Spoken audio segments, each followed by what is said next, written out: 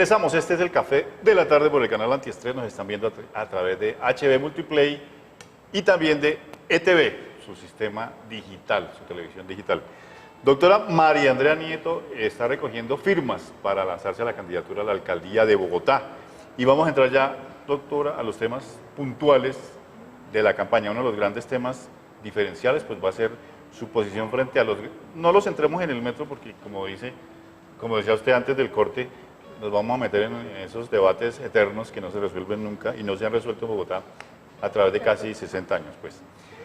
Sino en crear, digamos, verdaderamente el sistema de movilidad que nos saque del atraso, de la edad media del transporte y en la del que estamos. atasco. Y del atasco. ¿Qué ha pensado al respecto? ¿Cuál es el programa, el plan que tiene diseñado? Nosotros tenemos una ciudad que está completamente chapineralizada. Casi todo gira Todo pasa por Chapinero. Todo pasa por Chapinero. Los vecinos de Suba o los vecinos de Engativá o los vecinos de las localidades que están en el sur occidente, si quieren ir al norte tienen que pasar por el oriente, hacerle como así y seguir. Y resulta que no, necesitamos construir vías que nos conecten de sur-occidente a noroccidente y que podamos utilizar, por ejemplo, un corredor... De Suba a Engativá, de Suba a Osa. Un corredor tan supremamente importante como el de la Boyacá, que es una de las vías que atraviesa a la ciudad en 37 kilómetros y que podemos aprovechar para poder desatascarnos, pero también está pendiente la ciudad de Cali. También está pendiente en el occidente de Bogotá, por ejemplo, la avenida Cundinamarca, que es casi que una leyenda urbana, como el metro de Bogotá. Como todo lo de Bogotá, sí. Necesitamos que el Transmilenio tenga mejores rutas y mejores frecuencias. Usted me puede decir a mí, y lo reto a que invite a los otros candidatos a ver si cuántas veces montan a la semana Transmilenio. Yo soy usuaria casi que diaria de Transmilenio y lo sufro y lo padezco. No llegan las rutas o llegan repletas. Llegan 3 seguidas y uno no se puede subir. Si ahí si uno va con el si hijo, ese es el Transmilenio, ¿cómo será el SITP? Que nunca pues el pasan las rutas. SITP también es un gran misterio y necesitamos hacer cosas muy sencillas como por ejemplo señalizarlo mejor. Exactamente. No tiene sentido que uno se pare en una estación de SITP con la tarjeta comprada, que además no siempre se puede recargar en todos los puntos, eso también es un misterio Casi donde nunca, recargar la tarjeta, y se para uno a mirar ahí a ver cómo descifra para donde uno va, qué coordina con lo que dice ahí la tabla. Necesitamos hacer que las cosas sean mucho más sencillas fáciles, ¿no? y más fáciles para el usuario. Y necesitamos hacer que se cumplan los horarios de movilización de los buses. Yo me monto al bus de ICTP Azul y le pregunto al conductor, ¿hacía cuánto usted tenía que haber llegado a este paradero? ¿Y sabe cómo me contestan? Me dice, hace 35 minutos. Él ya está tan desesperanzado. Le cuento que hay conductores que no conocen ni siquiera las rutas. Muchas veces los lanzan pues al primer día de trabajo. Y no tienen ni idea para dónde van. Sin ningún ayudante, pues eso ni es un ningún tema, GPS, ¿no? Que sería obvio. Un alcalde o la alcaldesa de Bogotá necesita ser una gran gerente, pero también una maleteadora. ¿Qué es maletear? Maletear es salir a la calle, es hablar con el uno, es gestionar. Y una forma de gestionar la mejor movilidad es sentándose con los operadores tanto de Transmilenio como de SITP Urbano para mejorar las rutas y las frecuencias, oyendo a los ciudadanos y a los conductores. No Mauricio en las oficinas súper elegantes sentadas, que nunca, además los que diseñan las rutas parecería que nunca se montaran en el sistema de transporte. Igual le va a tocar acelerar el proceso de licitación o de... Bueno, ya estudios se hicieron todos. Todos los estudios de construcción del metro. ¿Usted retomará lo que deje Peñalosa o usted va a pelear contra el metro? No, ahí hay un tema muy importante y es que nunca habíamos estado, independientemente de si el metro es por arriba, por abajo, por los cielos o no, nunca habíamos estado más cerca de empezar a construir el metro y de poner la primera piedra como lo estamos en este momento. Eso se dijo cuando Petro lo dejó. Sí, pero es que a Petro no ve que en evaluación Santos también le dio un cheque chimbo, entonces como ahí lo dejó tumbado. tumbó. Yo sin ser petrista y sin ser así ni petrista ni peñalosista, pero lo tumbaron y eso hay que decirlo, le dejaron 7 billones de pesos, entregaron un cheque chimbo. Todo el mundo sabe eso. Entonces resulta que en este momento, si a uno lo dejan como alcaldesa mayor con un metro contratado en octubre y yo lo echo de para atrás, yo me voy para la cárcel porque eso en ley 80 se llama detrimento patrimonial. Y nadie que esté en sus 5 cabales se va a poner a decir eso, a menos que sean politiqueros. Ya de ahí para adelante usted lo puede enderezar por debajo o por encima, como sea. Exacto, se puede hacer una segunda línea por abajo. Pero la primera ya primera línea ya está como está diseñada. Y un politiquero que se ponga a decirles que a ustedes que les va a cambiar eso, está hablando paja. Está paja y hablando está haciendo pura paja. Exactamente. Tenemos Exactamente. sigamos hablando de movilidad. Ajá. Tenemos que mejorar la red de bicicletas. Tenemos que construir más parqueaderos, iluminar y que sea más seguro transitar en bicicleta. Sí. Ahí entonces entramos a otro problema directamente relacionado con el tránsito que tiene que ver con la inseguridad. Ese problema se junta con la inseguridad. ¿Qué se va a hacer?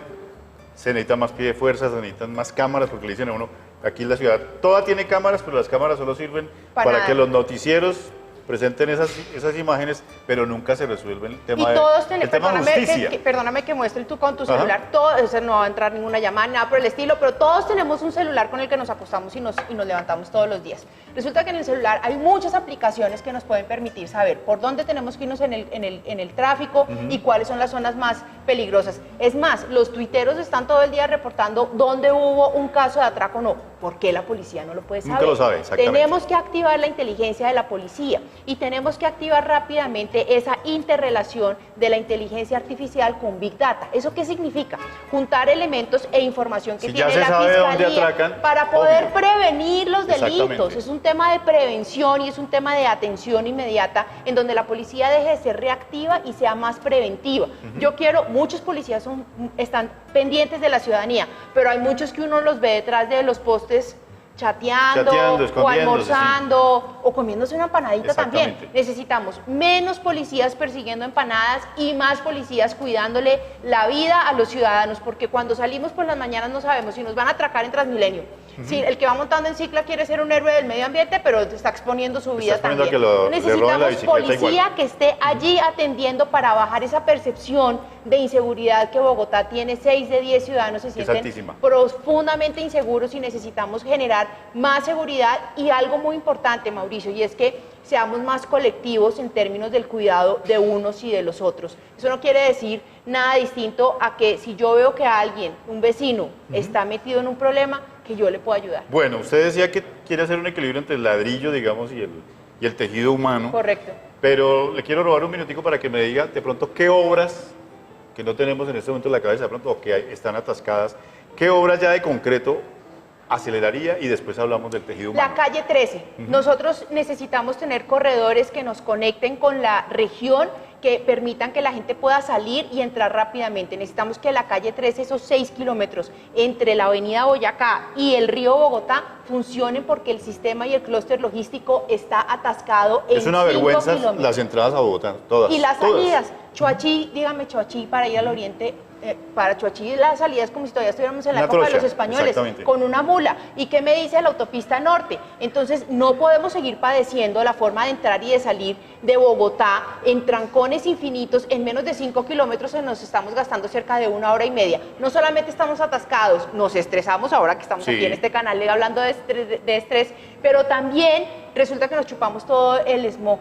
Entonces necesitamos poder mitigar porque la seguridad, el medio ambiente y los trancones son una bolsa del mismo problema que nos genera profundo malestar. Bueno, ya habíamos dado algunas puntadas sobre el tema del tejido humano y creo que uno de los grandes problemas de Bogotá es la falta de convivencia, de tolerancia. Correcto. Y todo eso nace, como usted decía, en el hogar. Sí. ¿Cómo vamos a restañar todas las heridas que hay en los hogares bogotanos y proyectarlos hacia la calle donde definitivamente se resuelve todo a puñetazos y a cuchillazos y a disparazos, pues? En el hogar estamos teniendo unas relaciones muy violentas y necesitamos empezar a decirle a los padres de familia que no le deben pegar palmadas, cachetadas, golpes, baños con agua fría, correazos a los niños. La estructura emocional de un niño se forma desde antes de nacer y Obvio. hasta los 8 primeros años, en donde el niño está haciendo un crecimiento de su cerebro en un 85%.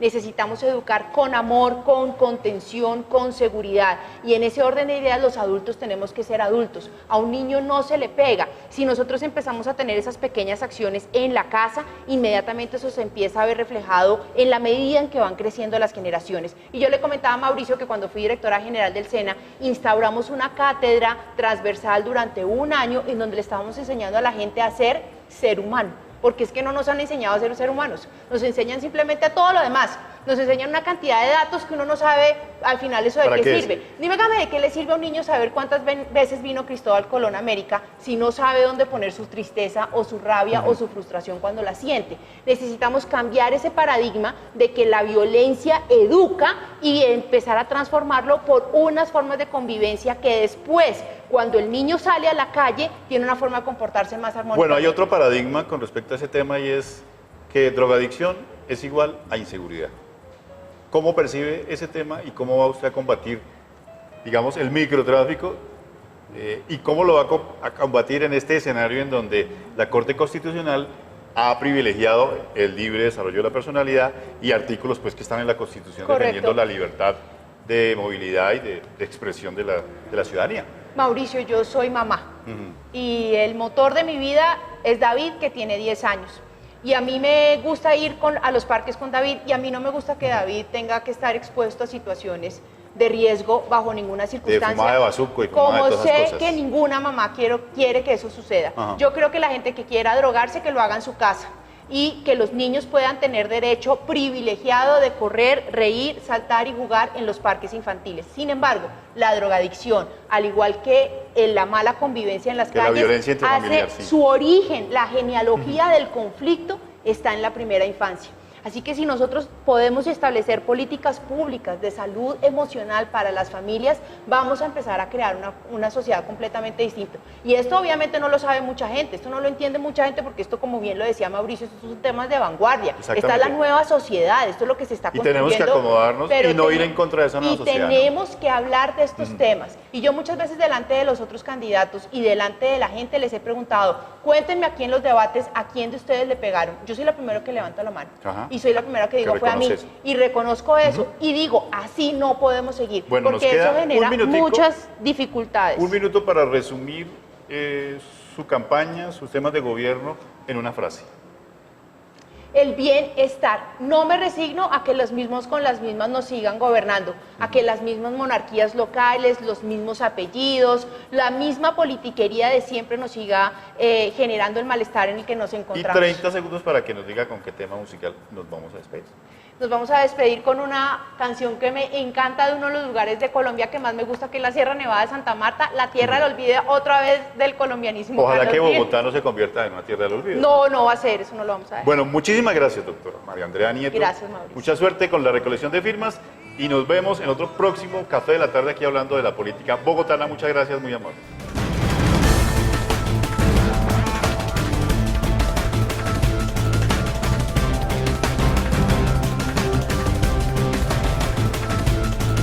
Muy buenas tardes, amables televidentes del canal Antiestrés. Este es el Café de la Tarde.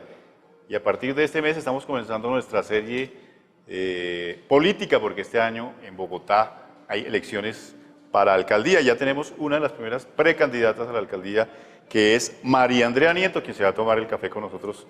Bienvenida, doctora María Andrea. ¿Cómo me le ha ido? Muy bien, Mauricio, muy contenta de estar acá y muy agradecida por este espacio para poder hablar sobre todas las propuestas que tenemos en este grupo independiente de ciudadanos que le estamos proponiendo a Bogotá, una alternativa completamente distinta a lo que tradicionalmente se ve en la politiquería. Bueno, le estamos sacando tiempito a la recolección de firmas, porque usted se va a lanzar por firmas, hay que tener más o menos unas 50.000 firmas. Correcto. Avaladas por la registraduría. ¿Cómo le ha ido en esta labor titánica de recolectar esas 50.000 y más firmas para que esté totalmente segura su candidatura y en firme? Bueno, pues Mauricio, este ha sido un ejercicio muy interesante de salir a la calle y recorrernos paso a paso, palmo a palmo la ciudad, de hablar con las personas, sobre todo porque pues a mí no me conoce nadie. Yo soy la antítesis de usted no sabe quién soy yo, pues a mí no me conoce nadie. El único que me conoce es Santos, pero ahorita vamos a hablar seguramente más adelante de eso.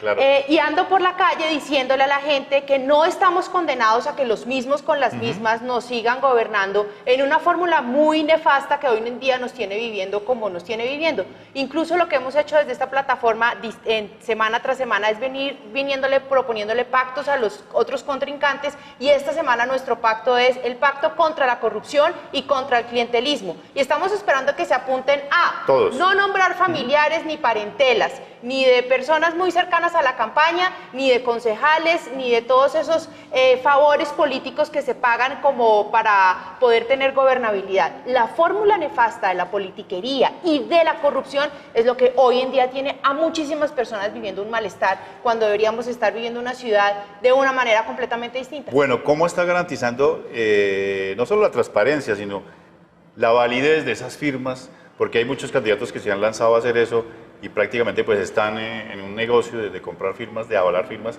¿Cómo está garantizando esa validez de sus firmas? Eso es muy cierto, Mauricio. Ajá. En esta época electoral se hace mucho negocio a través de la política, precisamente de Es los un gran contratos. negocio la política, Es un sí. gran negocio, entonces sacan contratos de donde venían antes, de los cargos antes, y si hacen unas campañas costosísimas, eso es garantía de corrupción y de corruptela para más adelante. Nosotros estamos haciendo un ejercicio con voluntarios y pues yo personalmente estoy en la calle directamente recogiendo las firmas. Calle a Acá calle. me voy a permitir paso a paso, firma a firma, diciéndole a las personas que me encuentro, por favor, ayúdeme, y al final de la tarde siempre hacemos una validación en las diferentes páginas en donde existe esa posibilidad para verificar que las firmas que nos pusieron sí están bien. Es más o menos un 30-50%. Tener un 30% de- exactamente. Y lo estamos ganancia. haciendo con mucho juicio y sobre todo con mucha responsabilidad, porque además, como esto es con las uñas, que además me las pinto de rosado para que no se me vean tan destempladas, entonces lo hacemos con mucho juicio para lograr poder tener el margen y cumplir con la registraduría. Bueno, usted decía, soy desconocida. Eso es, en gran parte, es una ventaja competitiva ante los demás candidatos, porque todos sabemos que los bogotanos, sobre todo los bogotanos que hemos tenido que soportar alcaldes no tan eficientes, pues estamos mamados de los políticos tradicionales. Es una ventaja, verdaderamente, entre comillas, que no la conozcan y que se dé a conocer a través de esta firma, Pues yo creo que sí. de esta maratónica. Digamos que los pocos que Firmatón. me conocen tiene que ver mucho con el último cargo que ocupé. Fui directora general del SENA, SENA, sí. en el 2017 y allí tuve la oportunidad y la desgracia también al mismo tiempo de denunciar unos casos horribles de corrupción que encontré. Le informé a mi jefe directo, que era el señor Juan Manuel Santos, y me echaron. Me echaron porque desafortunadamente, dentro de la lógica del alto gobierno, tener una funcionaria que actúe con ética y con principios pues no es correspondiente con los intereses de los particulares políticos. Y esas denuncias, que fueron cerca de 1000 Lamborghinis, de lo que yo digo que se sacaron del SENA, Lamborghini, porque hoy en día el Lamborghini es como una moneda que nos permite una moneda de cambio, moneda sí. de cambio para poder entender la corrupción. El tamaño de la corrupción. Un claro. Lamborghini son 300.000 millones de pesos. 1000 Lamborghini son es 1 billón de pesos.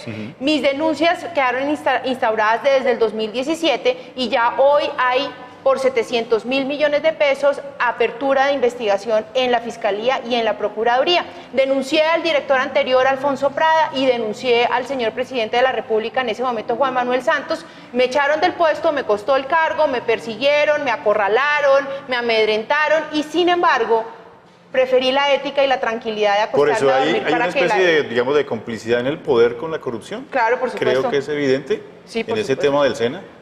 No solamente en ese tema, en la entidad, en el país son 191 entidades. Y yo me preguntaba cuando todo esto ocurrió si yo sería la única más de malas de las 191 entidades a la que le tocó ver cómo llegaban los senadores a pedir plata como si las entidades fueran un cajero automático. Como si No fueran sé de si ellos. fueran los otros, como si fueran de ellos, no sé si los otros exministros que acompañaban a Santos les pasó lo mismo que a mí, pero comieron calladitos. Muchos que hoy en día No hay están en una la fórmula contienda. mágica contra la corrupción, pero cualquier ciudadano de a pie honesto dirá, pues la solución contra la corrupción es ser honestos, ser transparentes, como nos enseñó la mamá y el papá. Sí, O sea, correcto, esa es como la fórmula, pero cómo luchar ya en el terreno, digamos, de la administración contra la corrupción, Pues cuando ahí- hasta la justicia, las entidades de control están permeadas por ellos mismos, ¿no? Pues es que es eso que tú mencionas, y es tener el oído ético desarrollado y tener mucha tranquilidad en poder asumir cuando se administra una entidad pública, no dejarse deleitar por los poderes, porque el poder deleita y el poder yo me montaba en el avión presidencial y me bajaba en el avión presidencial y preferí volver otra vez a mi Transmilenio con todo y lo espichado, con tal de no estar durmiendo intranquila porque el CTI me va a llegar a coger como deben dormir muchos corruptos. Entonces aquí digamos que hay un tema que me parece importante dejar de lado, y es que la lucha contra la corrupción no necesariamente se hace cuando uno está en la oposición o ganándose un salario, sino también dentro del gobierno, y en alto gobierno, porque es que importante. aquí el punto fue que yo me enfrenté con el alto gobierno, con mi jefe, y eso es un sello de garantía anticorrupción. Bueno, otro, digamos, lado importante, aspecto importante de la recolección de firmas es que muchas veces pues, los candidatos llegan en un momento en donde por figuración o por parentesco político los lanzan ahí. Pues hay casos aquí en Bogotá en esta campaña. Usted, mediante la recolección de firmas, ha podido palpar de primera mano el momento que vive la ciudad. ¿Cuál es ese momento? ¿Cómo ha visto? ¿Qué ha sentido? ¿Qué le dicen? ¿Cuál es la percepción que tiene? La gente está, como tú le decías ahora, está mamada de los corruptos, está mamada de los mismos con las mismas y tiene la desesperanza de estar sumido en un malestar permanente. Es como si no fuera a ser posible mejorar el tráfico ni la seguridad, que son los dos aspectos que la gente más siente. Pero para mí hay un tercer aspecto que es, y tiene que ver mucho con la infraestructura social y con la infraestructura humana, y que le he propuesto también a todos los bogotanos, y es que erradiquemos de Bogotá el maltrato infantil. Nosotros lamentamos mucho que se haya dejado de lado la cultura ciudadana, pero resulta que la cultura ciudadana es una expresión de la convivencia en los hogares. Sí. Y si en nuestros hogares, y nosotros que hacemos parte de uno de los peores países del mundo para nacer, según la organización ONG Save the Children, Colombia es uno de los países peores más para que un niño contra los nazca, niños, en términos de agresiones sexuales, en términos de agresiones en violencia intrafamiliar. Tenemos que cambiar ese precepto y ese chip, y eso cambia es desde la casa. A mí hay gente que se pone furiosa y me dice, ¿cómo se le ocurre si en la Biblia dice que hay que pegarle con una vara para corregir al muchacho? Pero pues la Biblia la escribieron, yo creo que Mauricio, pues ¿hace cuánto? Hace muchísimos años. Hace muchos años. Entonces ya en los últimos años los estudios científicos de psicología y de trabajo social han reevaluado la forma como criamos a los niños, y los primeros 8 años son fundamentales para el futuro del ser humano. Eso lo podemos cambiar desde una política de reentrenamiento y de una política muy enfocada hacia la salud emocional de las familias. Y sabe que yo ya lo hice en el SENA. En el SENA instauramos una cátedra transversal a las 500 carreras técnicas, en donde los chicos están recibiendo competencias en cómo sentirse ellos con ellos mismos, cómo no agredir a los demás, cómo resolver conflictos. No hacer bullying durante un año. Esas son las habilidades blandas que los empresarios tanto quieren. Bueno, ¿cómo percibe usted, cómo ve, apenas comenzando esta campaña? Hay muchos temas polémicos, se va a hablar del metro, se va a hablar de la movilidad, de la seguridad, pero también se van a hablar de estos temas que usted está enfocando desde diversos aspectos, desde el aspecto de Claudia López hasta cualquier aspecto más conservador, entre comillas. ¿Cómo ve la campaña? ¿La campaña se va a centrar en los temas puntuales o de pronto se va a centrar en estos temas de cultura un poquito de vanguardia, de avanzada? ¿Cómo la ve? Pues van a llevar otra vez el tema del metro para volvernos a enfrentar en si el metro arriba, abajo, si por debajo o a los lados. Creo que van a volver otra vez a tratar de llevar a los bogotanos a un enfrentamiento entre la izquierda y la derecha. Y yo creo que nosotros tenemos que quitar eso, porque esto no se trata de izquierda o derecha, esto se trata de gente que está arriba y que está amañada en el poder desde hace mucho tiempo, y un reguero de los que estamos abajo tratando de aruñar oportunidades para poder vivir mejor la ciudad.